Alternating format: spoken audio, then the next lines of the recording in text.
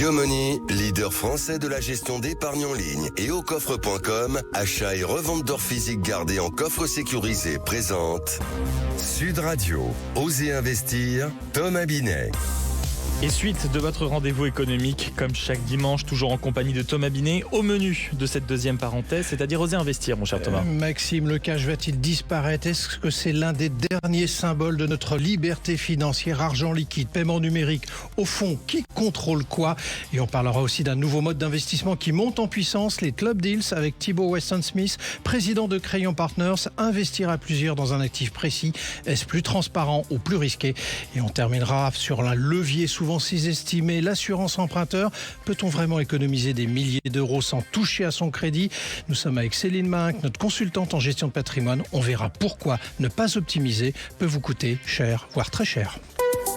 Eco-Réseau Business, le magazine de référence des investisseurs, présente Sud Radio, Osez investir, le conseil de la semaine. Thomas, aujourd'hui, nous faisons face à une question très concrète. Est-ce que le cash a encore un avenir ou est-ce qu'il est tout simplement condamné à disparaître? Ce n'est pas la première fois qu'il y a de vives inquiétudes sur ce sujet en France. C'est vrai, Maxime, mais il n'a pas disparu et loin de là, très sincèrement. Le cash reste utilisé partout dans le monde, notamment pour les petites dépenses du quotidien, mais c'est vrai qu'il recule surtout dans les pays développés où le paiement sans contact, les applis mobiles ou les cartes dominent de plus en plus. Ce qu'on entend souvent comme argument pour préserver le cash, c'est de dire que le liquide, ça garantit quand même une certaine liberté. Oui, absolument. Le cash, c'est anonyme, immédiat, sans intermédiaire. Il n'y a pas de traces numériques, pas de frais, pas de dépendance à une technologie quelconque.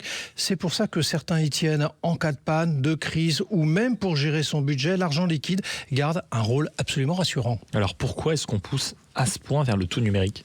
Devinez, principalement pour des raisons de praticité, mais en fait la vérité c'est plutôt le contrôle. Les paiements digitaux sont plus rapides, plus traçables et facilitent la lutte contre la fraude ou le travail dissimulé. Mais ça pose aussi une question de société. Jusqu'où veut-on aller dans la disparition du cash? Pas qu'au fond, ce n'est pas juste un mode de paiement, c'est aussi une liberté de choix. Mais nous sommes aussi d'accord, mon cher Thomas, pour dire que le paiement en liquide est aussi excessivement encadré en France. Oui, et on ne fait pas totalement ce que l'on veut. Si vous payez un professionnel, le plafond est de 1 000 € en cash maximum. Et si c'est entre particuliers, il n'y a pas de limite. Cependant, un écrit doit être établi. Haussmann Executive Search, leader du recrutement sur les métiers de la finance et de l'immobilier, présente Sud Radio, Osez investir, l'invité. Et notre deuxième invité ce matin, Thomas, c'est Thibault Weston-Smith, le président de Crayon Partners, qui a été fondé en 2024 et qui est une société pana-européenne d'investissement et de gestion immobilière implantée à Paris, au Luxembourg et à Londres, tout en intervenant dans toute l'Europe occidentale. Bonjour Thibault Weston-Smith. Bonjour Thomas. On voit de plus en plus émerger des club deals. J'ai commencé à le dire dans le lancement de cette émission, mais on va commencer par d'abord définir ce que c'est. Concrètement, c'est quoi un club deal ? On va revenir à la racine, je pense, du mot, club et deal, qui donc vient de la culture anglo-saxonne. Le club, un club privé, on s'imagine à Londres, autour d'une table, plusieurs personnes, plusieurs financiers qui se mettent autour d'une table, qui s'alignent sur un projet sur lequel ils souhaitent investir à plusieurs, car ils ne peuvent pas le faire ensemble, tout seuls, et décident de flécher un actif sur lequel ils vont investir. Donc concrètement, qu'est-ce que c'est un club deal aujourd'hui? Un club deal en 2026, c'est plusieurs personnes qui s'associent et qui investissent dans une société commune, qui ont déterminé un actif, ça peut être un terrain, un immeuble précis, il y a une adresse, il est repéré au cadastre, on peut le visiter, dans laquelle ils investissent, ont une stratégie établie et notamment un horizon de sortie défini. Vous venez de nous expliquer justement ce qu'était un club deal, mais ça s'adresse à qui ? Alors, donc un club deal, concrètement, c'est plusieurs associés qui investissent dans une société. Ça s'adresse à des personnes qui ont réussi à avoir cette opportunité qui leur est présentée, qui investissent donc avec un objectif qui est un business plan qui est établi entre elles, et donc qui font partie de ce club restreint. On parle de plusieurs... Il y a un profil type ? Il y a un profil type. Alors, le ticket, et on va en parler, je pense, définit par nature le type de personne qui peut investir. C'est plutôt le montant pour vous qui définit la personne qui peut rentrer dans un club deal. Et donc, du coup, ça signifie qu'il y a un montant minimum, par exemple, d'investissement ? Alors, historiquement, il y a la taille des tickets était plutôt des tickets à 6 chiffres, 7 chiffres. Récemment, on a plutôt vu des gens, on descend, on entend parler de club deal à 10 000 ou 20 000 euros de tickets d'entrée. Donc, en termes de support, naturellement, l'immobilier, c'est gourmand en capitaux. Donc forcément, par nature, à un moment, le nombre de tickets peut être restreint. Et évidemment, en termes d'appel public à l'épargne, il y a une question de contrainte compte tenu des règles en place pour investir dans ce type de produit. Alors, on investit dans un club deal, on met... J'ai entendu a priori 10 000 euros minimum, même si c'est plutôt des montants plus élevés, a priori, parce que le minimum d'entrée ne signifie pas que c'est une moyenne, bien évidemment. Okay. C'est quoi la durée d'engagement pour ce type d'investissement ? Alors il y a deux types de stratégies ou de durée de détention qu'il peut avoir et qui sont liées notamment à la stratégie immobilière sous-jacente. Donc la première stratégie, c'est plutôt une stratégie de création de valeur, ce qu'on appelle value add, qui sont plutôt des horizons de temps moins de 5 ans, pour les plus courts entre 12 et 24 mois. Et là, ce sont effectivement donc un objectif d'aller acheter un bien, le repositionner, le réhabiliter, aller créer de la valeur à court terme, d'aller créer une marge, et derrière de pouvoir sortir une fois que cette marge a été dégagée. Dans les deuxièmes types d'investissement, c'est plutôt patrimonial, donc plutôt long terme, avec des horizons de temps qui sont plutôt de l'ordre de 10 ans et plus. Alors du coup, quels sont les types d'investissements que l'on retrouve dans les clubs deals ? Vers quoi vous fléchez, comme on dit vulgairement, votre investissement ? Alors tout type de sous-jacent peut faire partie d'un club deal, donc les investissements traditionnels dans le bureau, le commerce, hôtellerie, logistique, etc. Ce qui est vrai, c'est que nous, ce qui nous intéresse avec Créon Partners, par exemple, c'est de s'intéresser à des thématiques qui sont innovantes et à impact, et donc justement de pouvoir identifier des stratégies où on déploie des capitaux en ce sens dans l'immobilier, mais avec des choses qui répondent aux enjeux notamment sociétaux. Il y a des actifs plus rentables que d'autres aujourd'hui ? Alors c'est vrai que ces dernières années, il y a certains types d'actifs qui sont de façon générale moins attractifs. On parle beaucoup du bureau et du commerce qui sont moins en ligne avec les attentes d'aujourd'hui, les utilisations d'aujourd'hui. En raison du télétravail pour le bureau, en raison de la montée du e-commerce peut-être pour les magasins, c'est ça ? Exactement, oui, tout à fait.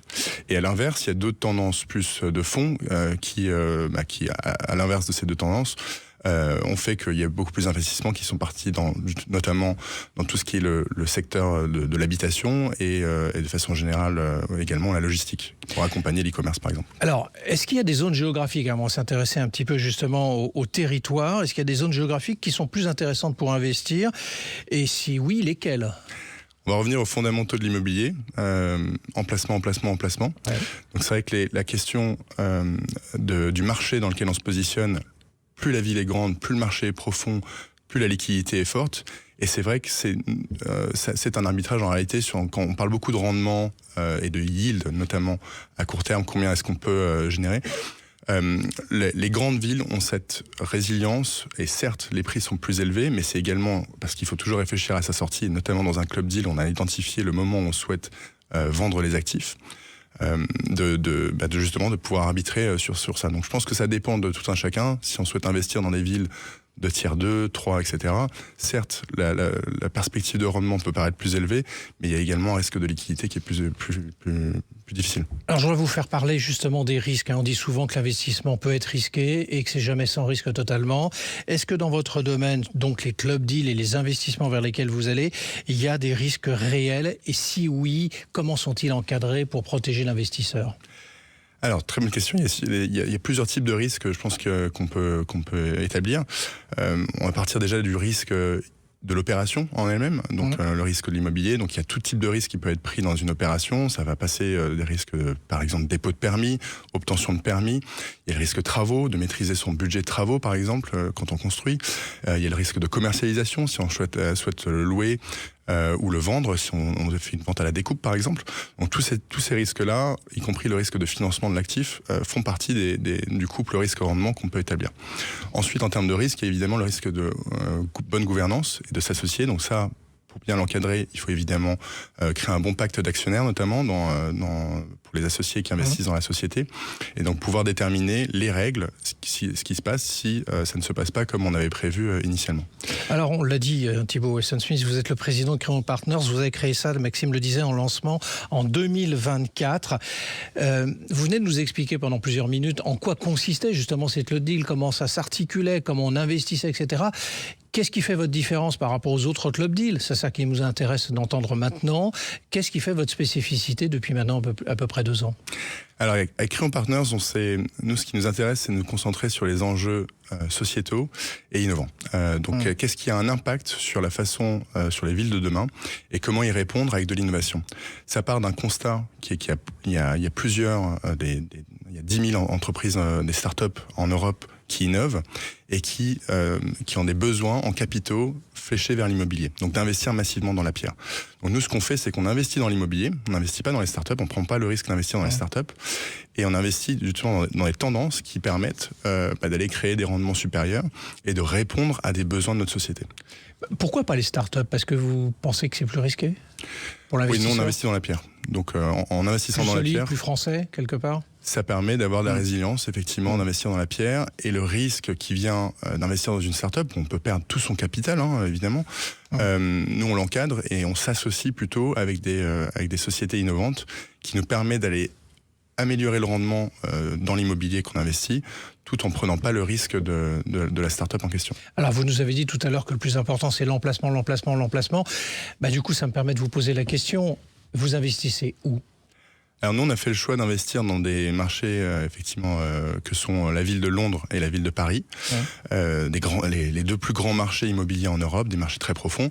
Notre premier fonds, tous les véhicules qu'on a montés s'appellent Crayon et une couleur. Donc notre premier fonds s'appelle Crayon jaune et on investit dans le leasing immobilier. Le leasing immobilier, c'est quoi ? C'est la même chose que le leasing de voiture, mais appliqué aux résidences principales. On investit dans des actifs résidentiels et on permet à des locataires d'acheter, quand c'est le bon moment, leurs biens. Et s'ils l'achètent, on leur rend tout ou partie de leur loyer. Et quand vous dites immobilier, il y a un type d'immobilier particulier dans lequel vous investissez ? On aime beaucoup le résidentiel parce qu'il y a beaucoup d'innovation qui a lieu dans le résidentiel, notamment de répondre à des besoins de certains types de populations. On a vu beaucoup les logements étudiants, justement, récemment, le thème du co-living. Là, on répond à un besoin qui est le besoin de primo-accession, qui est un des plus gros problèmes du 21e siècle. C'est la difficulté des jeunes générations et des classes moyennes à acheter leurs biens immobiliers. Ça a glissé de 30 à 40% l'âge moyen du primo-accédant depuis 15 ans. Donc c'est vrai que nous, c'est beaucoup de thématiques autour de ça, mais on a aussi beaucoup de thématiques autour de la réhabilitation d'actifs. On parlait tout à l'heure de bureaux et de commerce, par exemple, et de trouver des usages qui sont plus adaptés aux besoins d'aujourd'hui. En un mot, et pour terminer notre échange de ce dimanche matin, est-ce que vous avez un conseil à donner à quelqu'un qui nous écoute aujourd'hui, qui veut investir dans un club deal? À quoi doit-il faire attention? Alors je pense qu'il y a 3 choses auxquelles une personne qui regarde un club deal doit faire attention. D'abord, c'est évidemment l'actif, tout simplement, et de pouvoir, et c'est ça l'avantage d'un club deal, c'est qu'il est identifié. Donc on sait exactement, on peut aller le visiter, c'est pas une boîte noire. Donc c'est concret. C'est concret. C'est Deuxième de la pierre. élément, vous m'avez dit qu'il y en avait 3, deuxième élément. Deuxième élément, le sponsor, donc la personne qui opère, l'équipe, quel est leur track record, leur expérience, leur expertise, est-ce qu'ils ont déjà fait avant. Et le troisième élément? Et le troisième élément, c'est évidemment s'attendre la performance et regarder... Bien sûr, le rendement. Exactement. Merci à vous. Merci beaucoup Thibaut Weston-Smith d'être passé du côté d'Oser Investir ce matin. Et je rappelle donc que vous êtes le président de Crayon Partners. Blockshare, le cercle immobilier des investisseurs avisés, présente Sud Radio, Oser Investir, le coin de l'expert. Thomas, pour clore ce dimanche matin, nous sommes avec Céline Mahinck, notre consultante en gestion de patrimoine et fondatrice d'Eden Finance. Céline, aujourd'hui, vous allez parler avec Thomas d'assurance emprunteur. C'est un sujet qui concerne des millions de Français qui remboursent un crédit immobilier. Et oui, on continue sur l'immobilier, mais sous une autre facette. Céline, peut-on vraiment changer d'assurance de prêt? Et surtout, dans quel cas ça devient intéressant? Alors oui, depuis la loi Lemoine de 2022, on peut changer à tout moment sans pénalité. 4 situations vont rendre ce changement particulièrement pertinent. Votre profil de risque s'est amélioré. Par exemple, vous avez arrêté de fumer. Votre situation professionnelle a changé. D'indépendant, vous êtes devenu salarié. Vous avez des activités considérées à risque, du parapente, de l'escalade, de la course sur circuit, qui sont exclues la plupart du temps de votre contrat groupe, ou tout simplement, vous n'avez jamais comparé. L'assurance groupe de la banque est calculée sur une moyenne. Elle est rarement la plus avantageuse pour vous. Les économies peuvent dépasser plusieurs milliers d'euros sur la durée d'un prêt. Alors comment on fait, comment on procède et par où on commence surtout? Par la FSI, la fiche standardisée d'information. D'accord. Votre banque doit vous la remettre dès la première simulation. Cette FSI liste exactement les garanties exigées. c'est votre boussole pour comparer. Après avoir validé et activé votre assurance alternative, vous envoyez votre demande de substitution par lettre recommandée. La banque a 10 jours ouvrés pour répondre. Tout refus doit être motivé par écrit. Alors sur votre sujet, comme sur celui de notre invité, est-ce qu'il y a des points de vigilance à ne pas négliger ? Bien sûr. Par exemple, vérifier l'équivalence des critères, des garanties critère par critère. Moins cher, ça ne veut pas dire mieux couvert. Et puis, il faut contrôler également la quotité de l'assurance sur chaque tête. 100%, c'est pas la même chose que 50%. Et surtout, méfiez-vous du vide de couverture entre les deux contrats. Certains contrats prévoient des délais de carence de 30 à 90 jours.